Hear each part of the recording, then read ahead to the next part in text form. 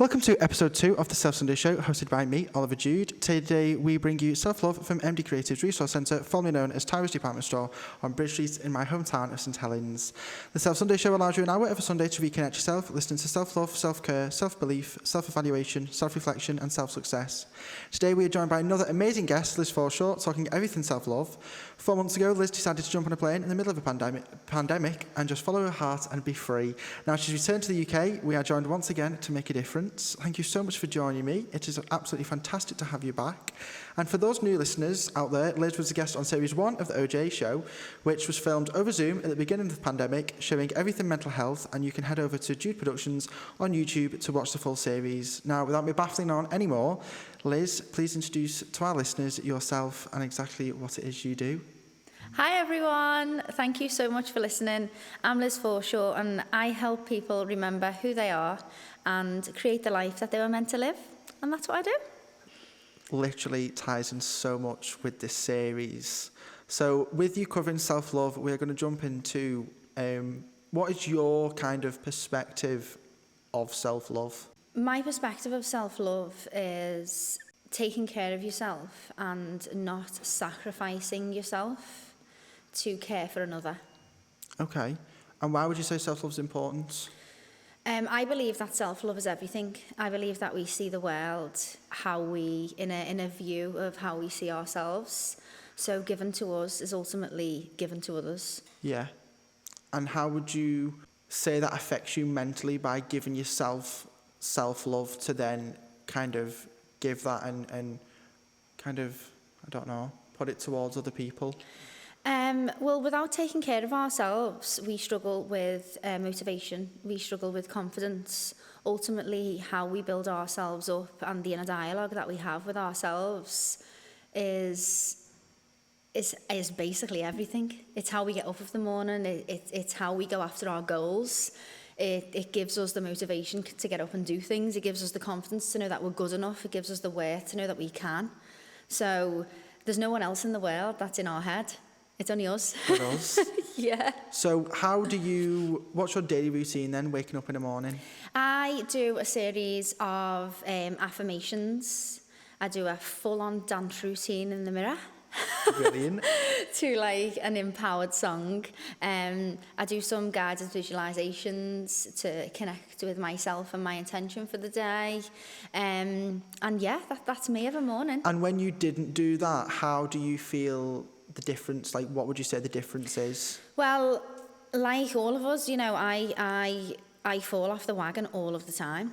And I notice the difference when I get back onto my rituals than when I literally don't do it. I can feel the difference within myself, within my own confidence, within my intention for the day. I think we can go through the days on autopilot, you know, not thinking about what we're doing and why, and we can overschedule a lot as well when we don't have our intention straight. We can get to the end of the day and feel like we haven't done nothing when actually we've done a lot. Yeah. So it makes a massive difference how we set our intention of a morning and the love and validation that we give to ourselves to how we go to bed every night feeling proud. So what's your night routine then? How do you kind of end your day? So say you've had a massive high energy day. I always feel that when I go home from work, I've still got a lot of energy in my systems. How do you kind of relax in a way of a night? So at the end of the night, I mind junk.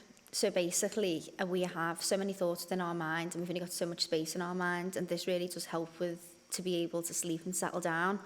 So I will just do a circle and I'll just put a topic in it, and then I will put every single thought that is in my mind on that piece of paper, whether it's call the guy to fix the tap, don't forget to send that email, ring this person. It's basically just everything that's taking up space within our mind. Yeah. I get all of that out of my head, and then I create a traffic list, to-do list of the things that were on my mind, because the things that were on your mind are what's taking up the space. They're the things that are bothering you. Yeah. So I have a list of, I then go priority is red, then amber, and then green.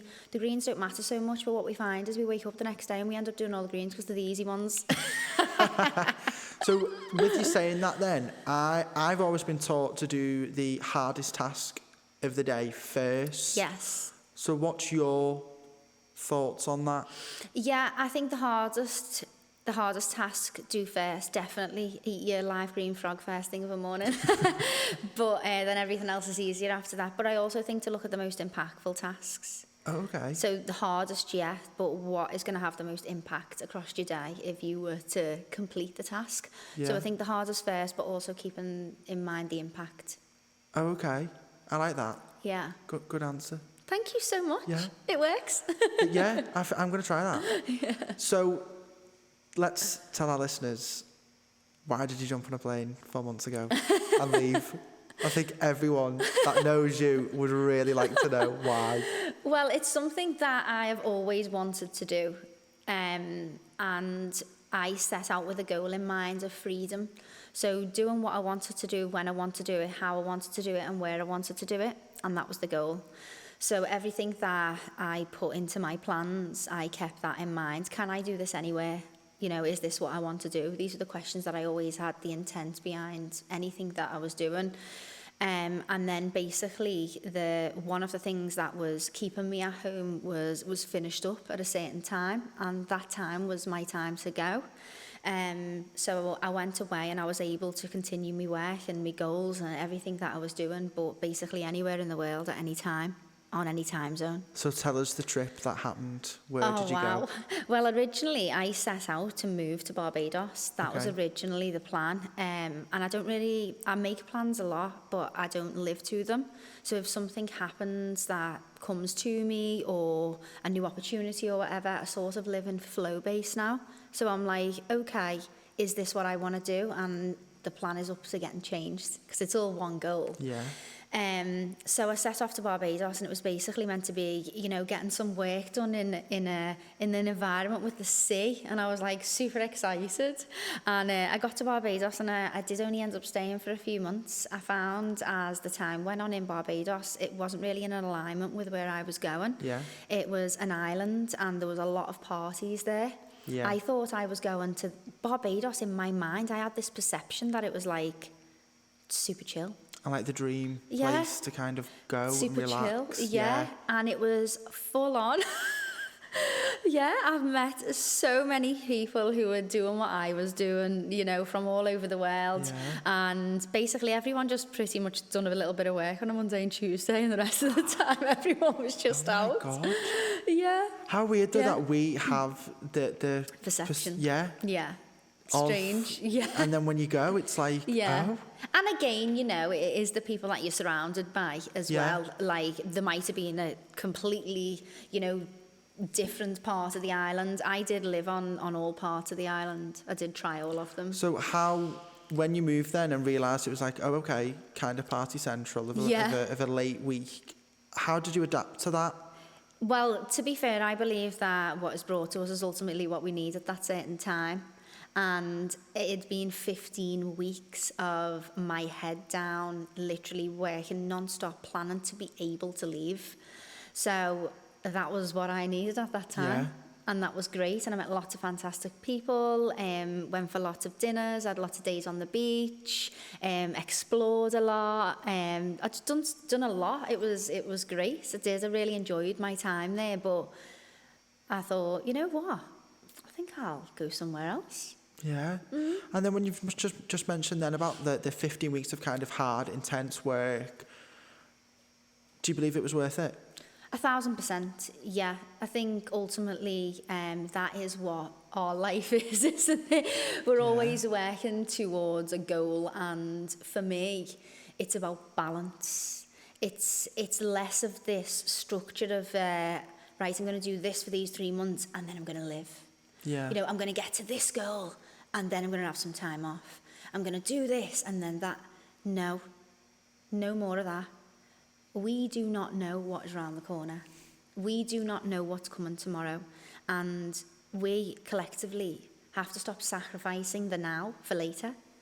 Because later might never come. Yeah, 100%. Yeah, so it was great to be able to, you know, get the work into the place where I wanted to go. And a lot then had to be put into place to do that, systems and... So, obviously, we know that you took an office in Liverpool. Yes. With the view of the docks. Yes. So, where was the kind of, I know this is must be taking about 2 years back now, maybe, or maybe 12 months ago. Yeah. What was the impact for you to have a view of water?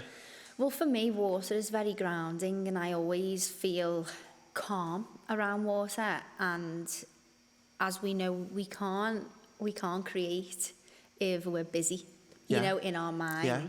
Ultimately, the messages come when we're in silence. So that's always been the case with water for me. I like to walk by water, I like to live by water. It's always water. I mean, I don't even know what else to say from that. Everything water. So let's go back to your next step on this magical journey. Where was your next destination from Barbados? So originally, my plan was to move to LA. The dream. Yeah, it was to move to LA. It would have been towards the end of this year, it would have been. And last year I was like, right, I'm going to move to LA in a year. I'm going to move to LA in a year. And that was basically my idea. And then I couldn't have went to LA with everything that was going on. Yeah. But I was able to get to Barbados because you were able to get a relocation visa type of thing to move out of the country. And I didn't know that you could actually go there as on a tourist visa for 6 months, and that's what I ended up doing rather than getting the relocation visa. But that was what was allowing people out of the country. Yeah. So anyway, I went to Barbados, and then I found out that I could fly to LA from Barbados, which wasn't the plan. I didn't do it to try and get round things, but it was great that that just so happened. So when I asked myself, okay, it's time to move now, where am I going to move to? That was the first question. I think it's important to know when to leave. The job, the person, the place. Know when the time's up. What advice would you give to people to kind of understand the time then? The time is when things are difficult, really difficult. You feel like you're against the tide constantly. Okay. When we're in flow, we're moving towards things, doors open for us naturally. Things seem a little bit easier for us. Yeah. And I've been both. I used to have the mentality of, if the door doesn't open, boot the door down. That used to be my mentality, whereas now I'm if the door doesn't open, it's not your door. Okay. You can beat a door down for 10 years and there's nothing behind it. Yeah. Nothing there. Just been beating that door down for 10 years, not even in the room. I mean, it's just everything you say I just love. It's so true. It's that, but then do you ever feel you're taken back to a door where you're that there's something but you don't want to have a go at it? Give me a little bit more on that. So looking at where's next to move to then, and you kind of have to sit down with yourself and go, okay, where's next? But you always know that there's one place you want to go, or what's something that you want to do, but you don't know, you don't want to give it a go yet. Does that make sense? You know that there's something that you want to do, but you don't want to give it a go yet. Yeah. Is it like a fear of holding, but that is a fear then of holding yourself back. Yeah. Yeah, definitely. It's and we all have them. That's what I do. I work with subconscious reprogramming to remove our limiting beliefs. At the end of the day, our brain is programmed from when we're born to when we're 5, and a lot of our programs come from then. We're like a sponge at that age, and we take everything in, and our lives are run based on these programs, and it's our job to undo and unlearn, not just to learn, to unlearn. Can I have an example? Yeah, let's think. Right, what can I think of an example? So something that we might be taught when we're younger is that, I'm trying to think now, we've been taught that much. What's a limiting belief that you've got? Is it something that's holding me back? Yeah. So I want to travel. I want to go, but I can't. Not that I can't. I feel I can't because of the people, the surroundings that are around me that rely on me, or that I rely on them. I'm that's my holdback to kind of go. Okay, so that's self-sufficiency then. It's self-sufficiency and people-pleasing and codependency. these are the things to explore to get some answers from, them 3 things. Okay. So codependency is when we rely on someone and they rely on us. Yeah. And self-sufficiency is when we're fully self-sufficient in every area of our life. And we find that a lot of us aren't, you know. Yeah. And there's nothing wrong with that. It's just something to develop and explore. And codependency, yeah, I said, you know, like, is sort of like there's an enabler and someone who enables someone, Yeah. like a people-pleasing mentality. People-pleasing is, you know, trying to make everyone happy. And a lot of nice people are people-pleasers. They won't like to admit it, but they are. It's sort of, they just want everyone to be happy. Yeah. And there's so many incredible people, you know, in the world. But the difference is self-love, which is why we're here. Yeah. It's, the question is, am I sacrificing myself in this process? Yeah. So if you were to say, I want to go away, but I can't because of X, Y, and Z, that would be you sacrificing yourself, wants, needs in the process of somebody else, which is people-pleasing. So I'll use an example. So obviously I lived in Manchester for a year last year, and it was a hard time in my life, but was the best time of my life. So that's where I grew, my business grew. I obviously did the mental health show, and then I moved back to St Helens and my hometown, and went into independent living and got my own flat and got my own space. So, but now I feel like I'm at a point where I'd love to go, not far, but different environments, different atmosphere, different people, different surroundings. Because when I lived in a city, in a life, it was the best time for me. And I don't know, I just feel like I want that back in a way. You just want to move out your comfort zone. Yeah. Yeah, which is natural. Something that can Like, just push we you. all have to be comfortable with being uncomfortable. When we're comfortable, we don't grow. So I believe that as soon as we feel comfort, it's time to, learn something new, move on somewhere, try and let something different within our lives. And this all helps us grow as people. So you found you grew a lot when you were in Manchester, and that's because you were put out of your comfort zone. Massively. And that's what I found with me being away as well. You're around different people, you learn a lot about yourself, you learn a lot about other people. Life. Yeah, definitely. So we are joined back with Liz, and we are going to jump back into Barbados and Liz living her dream life. So tell us then, what was next in the plan? So after deciding it was time to leave Barbados, I sat with myself, had a little word, asked myself, where was I going to go? What was next? And I thought back to the goal that I had to move to LA. So I thought, ultimately, we should go and visit LA. So to get to LA, the flight stopped at New York, and I thought it'd be rude not to, not Just to why just not? be in the airport for 2 hours, to actually spend some time there. So I stayed in New York for a while, and then I continued on to LA, where I went to UCLA University and looked around the campus, because I was moving to LA to study my doctorate. So my goal is to become a doctor of the mind, and that's the next stage for me, is the PhD. And I thought, why not do it in LA? That was the whole point of moving to LA.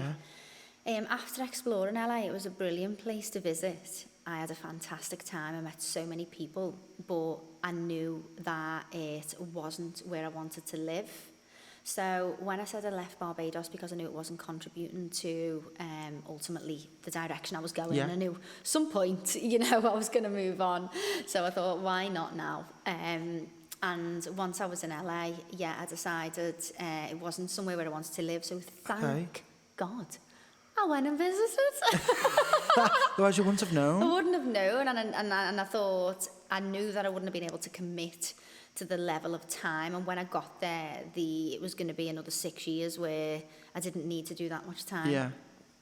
So when you got there, what made you kind of go, oh, okay, this is slightly different to what I thought, and this is kind of, it might be just a quick stop in my life? Yeah, it was more like a place to visit, and it wasn't somewhere that I wanted to stay for 3 to 6 years. I just knew it was the energy there and how I felt. I'm really a lot about stillness now.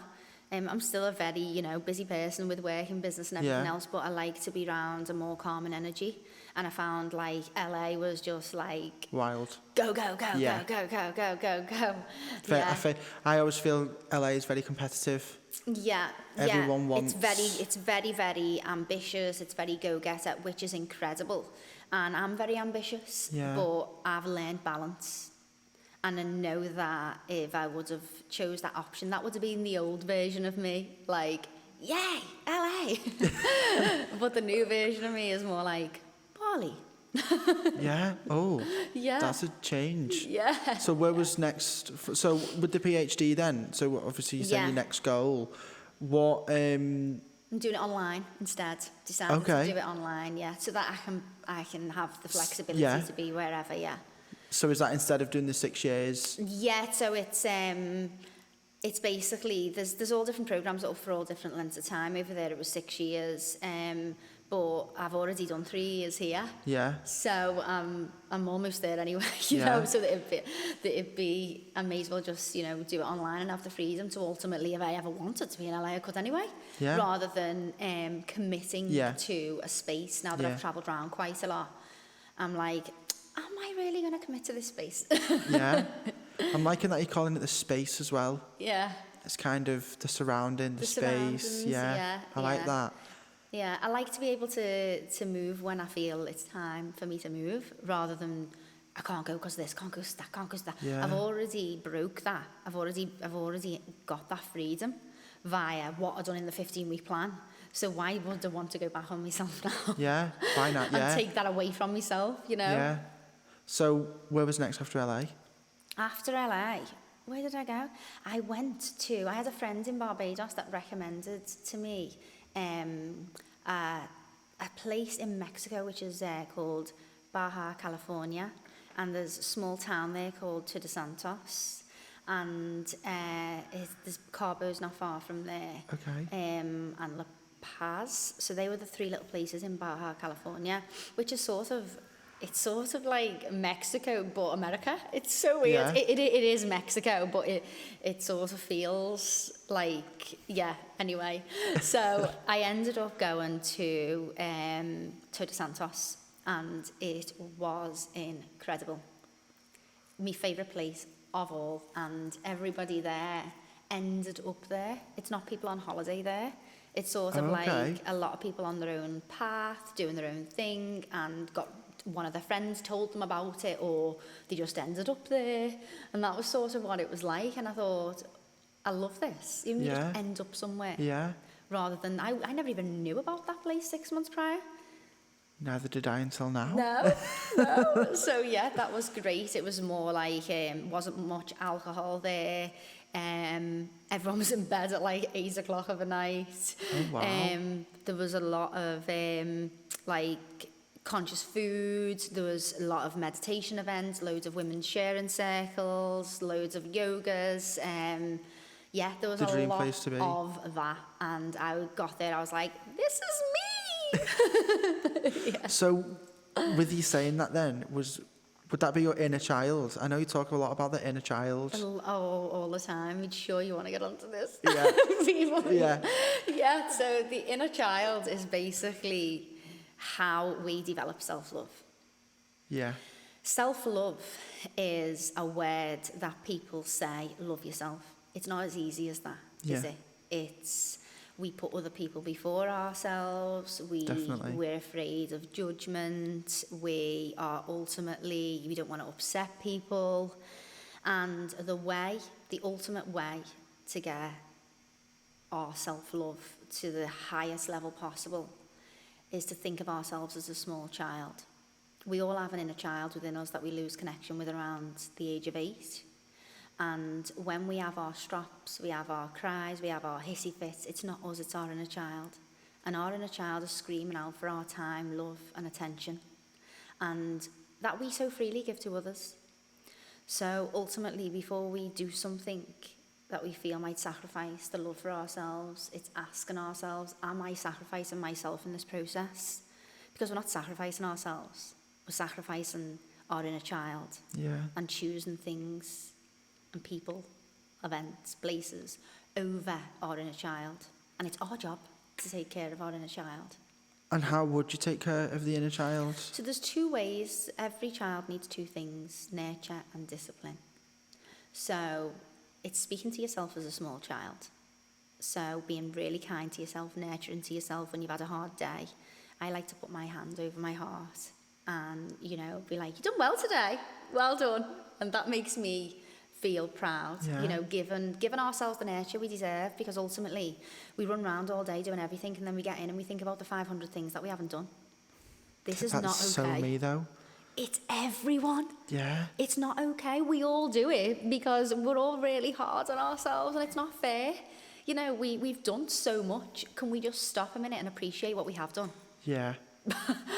Like, Literally.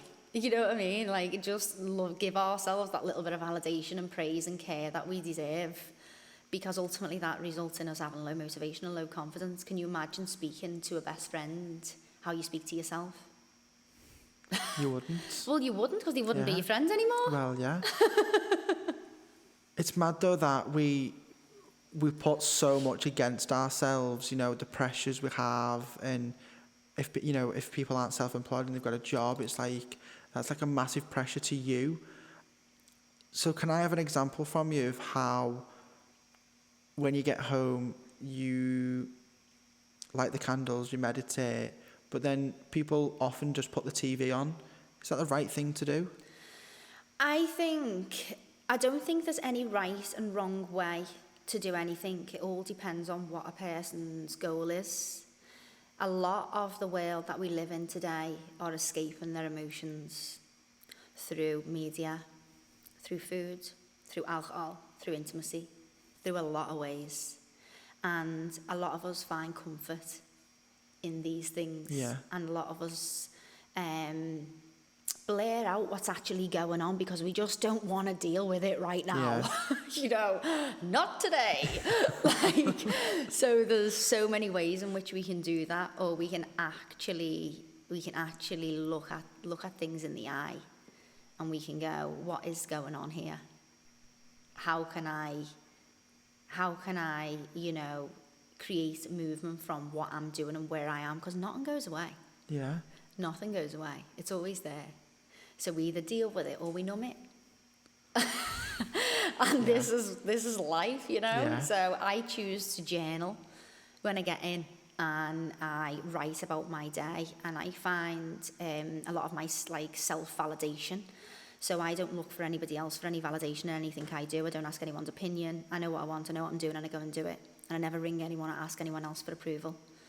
Validation is something that we give to ourselves, and using a journal is really, really helpful to get all our thoughts out. Otherwise, we can tend to overshare as well to people, and then later go, why did I tell them all that? Yeah. Why have I just told them all that? Because we need to get it out, that's why. Because it's in there and we need to get it out. And this helps us create an inner power within us to, you know, sort through our own mess in our head, you know, get all our thoughts out, and ultimately create some clarity and sense around things. So I like to journal. Oh, I love a good box set on Netflix, don't get me wrong. Oh, so do yeah, I. of course. Don't we all? Love that with my ice cream. So, What's your favourite ice cream? Oh, you can't do that. Oh, You can't do that. I'm craving vanilla ice cream You right now. can't do that. Oh no, cookie dough, I think. Ben and Jerry's cookie dough. Yeah, I love Oh, yeah. that. But do you know what? I love strawberry cheesecake as well. But I also love mint and chocolate chip. I just love ice cream. Yeah, yeah. Yeah. Anything ice cream. Anything ice cream. cream. So there's lots of different forms of self-love. Some people see self-love as, you know, I've took care of my appearance today. I feel great. You know, I've had a shower. I've washed my hair. I've put some makeup on. I've got dressed nice. That's surface level self-care. Self-care is more than physical. Yeah. Self-care is, you know, telling yourself everything's going to be okay when you're having a rough day. Yeah. It's listening to your emotions. It's saying no to people. There's so much more to self-love. It's, you know, working on our mental, emotional, physical, you know, spiritual, everything as a being, as a whole. Yeah. How do we look after that? How do we keep on top of that and realise that now's the time that I need to maybe stop, take a minute, take, you know, a lunch break or kind of a day or time to focus on you? A self-check-in is ultimately the way to know where you are in your day. So it might be, it might be every 3 hours, it might be the morning, it might be the evening, and to just stop for 1 minute and just go, how do I feel? How am I doing? And watch our internal dialogue. If you're tired, you are tired, and that's okay. Rest is part of the process. Without rest, you don't get the goal. Yeah. You're not yourself, you don't produce your best work, you can't take care of the people around you. It's part of it. And the conditions that we've been set is like go, go, go, go, go, go, go, go, go, go. It's self-abuse. It's called survival mode. And we live in survival mode. What happens is we have more cortisol and more adrenaline released in our brain, which is a stress hormone, which ultimately produces illness. Yeah. And it's a constant high state with the nervous system. We're always on high alert. It's anxiety. We're always waiting for the next thing. We're always ready. That's not living. That's surviving. That's not thriving. It's surviving. So it's stopping and checking in and just knowing that the world's not going to fall apart, Yeah. if we have a little hour. Nothing's really going to change. Yeah. But we seem to think, if I stop, the whole world. Yeah. But then It's would trauma. and I suppose that goes to as well of fear of missing out. Sorry? Fear of missing out. Bobo. Yeah. It's like, you take that hour, it's like, oh no, I can't take an hour. Not now. It's like, something might happen. There's nothing to miss out on. Everything happens as it's meant to happen when it's meant to happen. And if an opportunity is missed, it wasn't our opportunity. And that's okay. Yeah. And it's living this way in life brings us an immense amount of peace, flow, non-attachment.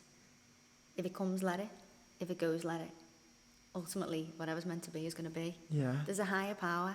We do not control everything. Who do you think we are, God? Do you know what I mean? Yeah. Like, there's ultimately a higher power Yeah. who, The universe. the universe, and we're all part of this creation together. And we're all being taken care of. Yeah. We're all being taken care of, so it's just being really kind to ourselves in the process. Yeah. Just every word is just like incredible. Oh, I'm so glad. I just love having you on as a guest. Thank You know, I know from sharing your story in the show I did last year to now, kind of talking about development in life and Yeah. self-love. It's just like so different, but so educational, so worth it. Yeah. It's just amazing. What made you make the decision to consistently give you self-love?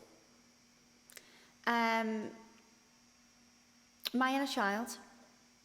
It's really, really difficult for me to not love myself because I see me as my inner child.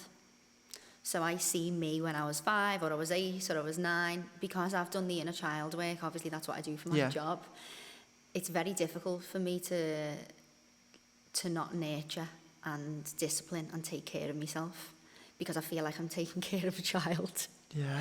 And that's the secret to self-love. I don't care what anybody says. That is how to do it because it's so hard.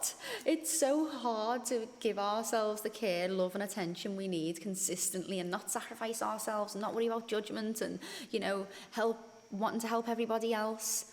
But when you look at your inner child and you picture your inner child at age 8, she doesn't really want to go there. Yeah. And I know that you're worried that they're not going to like it if you don't go. But she doesn't really like it there. So why are you going to make her go? Yeah. To make them happy? No. It's not fair. Do you know what I mean? Yeah. And that's how it's impossible for me to not love myself. Yeah. It's just amazing. Yeah, I'm just like, Yeah. it's every word, incredible. Like, so with your job, your path in life, everything you do to support others and yourselves, how do you help people? Give them self-love? How do you make them aware of what they need to do? So basically, I basically help people do what I've done for myself. So yeah, I've got the education and the knowledge behind everything, but for me, I can empathise and I've got compassion because I've felt what people feel. Yeah. So I've been the person in survival mode. I've been the people pleaser who's put everyone else before myself. You know, I've been the constant entrepreneur go-getter who hasn't taken care of myself, who've had to lock myself in a dark room because I've become sensitive to sound and light. You know, like I've drilled myself to the ground. Yeah. You know, I've believed that my values came from my successes. I've been all of them people. You know, I've had abandonment wounds, I've had anxieties, I've had you name it. Yeah. You name it. So basically, I wrote a program that helps people to recreate their life. And it's what I used. And I split it into 30 modules. And I basically mentor people on that program through these modules to recreate their life. And it does do a lot of the inner child work, and it does a lot of the rewiring the subconscious. We are all incredible human beings. We were all born incredible human beings, every single one of us. Ultimately, what happened was life. Anything that makes us think otherwise is a subconscious program that happened somewhere in our life, and it has to be undone. It has to be undone, and it has to be rewired, because we have to move forward. Yeah. And we can't let this hold us back. You know, most of our programs are set like before we were 5 years old. Oh, so what, you didn't win the school race, so now you believe you're a loser and you don't go for your dreams. Are you really going to let that ruin your life? Yeah. Really? And a lot of people don't know what the memory is. And what I want to mention is that a lot of us do not consciously know that we think the things that we think. We are only consciously in control of 5% of our mind. The rest of our control is 95% of the control is in our subconscious mind. Our subconscious mind is what produces our actions and behaviours. So you know when we say something and we don't do it, why didn't I do that? Oh, I said I was going to do that. Subconscious is 95% and it controls our actions and behaviours. So ultimately we have to get into the subconscious to be able to give the instruction to produce the behaviours. And that's why it's so important to do subconscious work. And we do subconscious work through repetition. So then with helping people give themselves self-love and making them aware of what they need to do, how does that help you? It helps me because it gives my life and my pain purpose. I ultimately knew there was a way. And I believe I found a way. I knew that there was a way. I knew that wasn't how life was meant to be. Yeah. We wasn't meant to be getting up with a knot in our stomach every day of what we're meant to do next. Feeling sick with anxiety. We're not meant to be waiting for the next bad thing that's going to happen. We're not meant to be going to bed feeling like we just didn't do enough. That's not how life's meant to be. I knew that. But I was trying to figure it out for God. I've been working my subconscious mind since I was 12. I'm 33 now. Like it's a long time to figure it out. And basically it gives me to be able to have put all that into a program that gives the results not just to me and my life, that I now live a completely different way, but people all over the world that I work with are getting these results. They're getting these results. And that to me, honestly, it just fills me up. Like it makes me feel like this is what I'm meant to do. It's purpose. Like it's purpose. That's what it is for me. And it's everything to me to see that other people changing, knowing that, you know. And what would be kind of the person you've helped most, that has touched you most? What, you know, so when they've come to you, maybe they're in a dark place and they've kind of gone, you know, I need help and I need to recreate myself. And what would you say is the person that's touched you most? What the kind of... Well, first of all, I just want to point out that most of the people are not in bad places. Yeah. So it's not like good or bad or consciously knowing, or basically the program I run is just basically, I'm ready for my next level. Yeah. It doesn't matter if you're in a good place or if you're in a bad place, you just want to be better. That's the people that I am there for.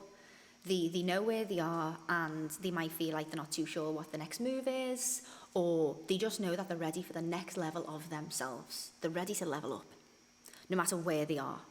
So I have so many different people come on my program from all walks of life, literally. I've had people who've come out of long-term relationships, then I've had people who've come out of a career, I've had people who are really successful, doing great in life, but they ultimately know that there's more that they can do. And for me, it's no one individually has touched me as much as collectively as the group, because we have a community as well, and everybody helps each other. Like, someone will bring something up and someone will go, I feel that, I thought it was only me. Yeah. And that is what I love, because It's relatable. yeah, and we have to find people who speak our language, Yeah. or we will spend our life translating our soul. Yeah. We won't feel connection. We'll feel alone, surrounded by thousands of people. That's the difference between alone and loneliness. You can be surrounded by, 1 million people and feel loneliness. Yeah. And you can be alone and not be lonely. Like, I've travelled the world alone. I live alone, work alone. And I haven't felt 1 ounce of loneliness, because of the deeper connection that I've created and cultivated within myself. So, if you could give one piece of advice, or maybe more, depends what you've got in up your sleeve. If you could give people advice to teach themselves self-love and show themselves self-love, what would it be? I would say, before you do anything for anyone else, ask yourself, am I sacrificing myself in this process? Write that sentence down, keep it in your notes, and ask yourself it all of the time. Another point that I would say is, be very conscious of your internal dialogue. Watch what you're saying to yourself, because you're either, lifting yourself up or you're beating yourself down. Yeah. And if you want an increase in confidence and motivation, you've got to be building yourself up. That's another thing I would say. Be kind to yourself. That's it, basically. It is. It's just be kind to yourself, and using a journal is really, really helpful to sort through your mind and your thoughts. I've probably got 10,000 more things that I could say. I'm like, be quiet, Liz, you've spoken way too much. And then, for everyone listening, what is next in your journey? Oh, what's next? Well, I plan on staying home until May. Okay. My sister has just had a baby. It's the first baby of our family. We've got a little nephew. So I'm spending some time with my family, which I'm really excited about, finishing off some studies that I need to do. And then the plan is to head off again. Do you know where to? Or do you... is that still a decision to be made? I mean, I think it might change, Yeah. I don't actually have a plan as such. I just know that some things that I need to finish are finished in May. I might stay. Yeah. I might go. Yeah. Who knows? But I know that I want the options too. Yeah. I'm thinking right now, I mean, I went to Barbados, New York, LA, Mexico, and then I ended up in Hawaii. And I loved, that side. Yeah. But for me, developing my connection with myself and my spirituality, and ultimately making my message as clear as possible to ultimately share with as many people as possible, I feel like Bali would be my zen. Yeah. So I would love to head over that way. And would you stay there? I don't know. Oh. Just see what... It's not what up to me, brings. is it really? Well, yeah. Look, I planned on moving to Barbados for a year, and after 2 months I was in New York. So life let's not changed. say anything else. Yeah, How I'm life just changed. like right now, I'm just like, I don't know. Yeah. I'm quite open to flow. I've got immense faith in the higher power and my journey, the trust, building trust to know that, ultimately what will be, and I am fully surrendered to that process. Yeah. Thank you so much. Thank you so much. It means a lot for you to come on Thank you. and spend your time to talk about self-love and giving back to others, and how you can help others. So where can people find you on social media, and how can they get hold of your programs and everything that you offer? Oh, thank you. I have a free app which is available on the App Store and on Android, and I send you push notifications every day reminding you how incredible you are, because you are. And included on that app is also some guided visualizations that will help you calm your intrusive thoughts, reminding you that it's okay to say no, bedtime visualizations, morning intentions, there's motivational pep talks, educational wisdom, everything on the app is free. I do have the app. I'm also a fan of the app. I love it. I absolutely love it. Thank you so much. So the app is called Liz Forshaw, and you can find my 21-day happiness challenge, my monthly membership, which is Selflix, which is like the Netflix for self-work, and my program and everything else, all my books and everything I do on the app. Fantastic. Thank you so much for coming on once again. It Thank you means so a much lot. for having me back. Thank you so much.